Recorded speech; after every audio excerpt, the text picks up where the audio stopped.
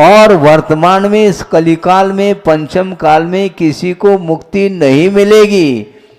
घबराओ नहीं, चाहे वह श्रमण हो चाहे श्रावक हो, अपनी साधना के माध्यम से वह स्वर्ग को ही प्राप्त करेगा।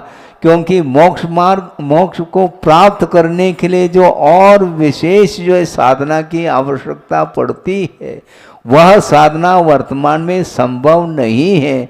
किंतु वहाँ तक पहुँचने के लिए जो भूमिका है संस्कार की अपेक्षा से, वह वर्तमान में मोक्ष मार्ग है जिस पर हम चल रहे हैं।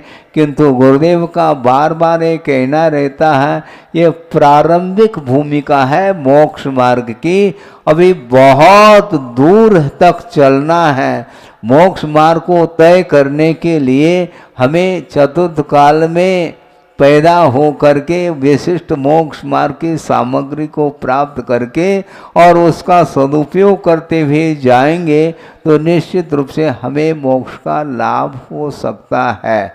इसलिए हमें ध्यान लक्ष्य जो है मोक्ष को प्राप्त करने का होना चाहिए।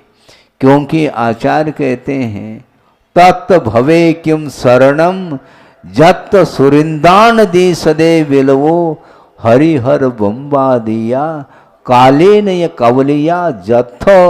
जो संसार में बड़े बड़े पद पर आसीन जो लोग हैं उनका भी अवसान देखने में आता है।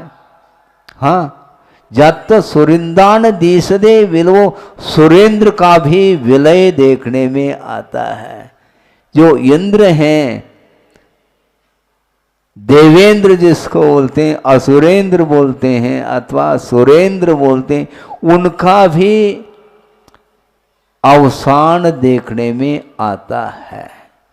जो सौधर्म इंद्र अथवा अहमेंद्र सागरोपम आयु तक जहाँ पर विलासता का अनुभव जिसने किया है, किंतु आयु कर्म का अंत तो अनिवार्य है और उसका विलय हो जाता है।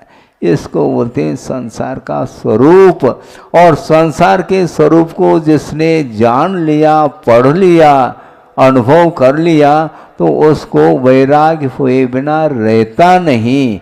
इसलिए वस्तुतः अविनश्वर कोई पदार्थ है तो अशुद्ध परमात्म तत्व है, उसको प्राप्त करने के लिए निरंतर प्रयत्न करते हैं और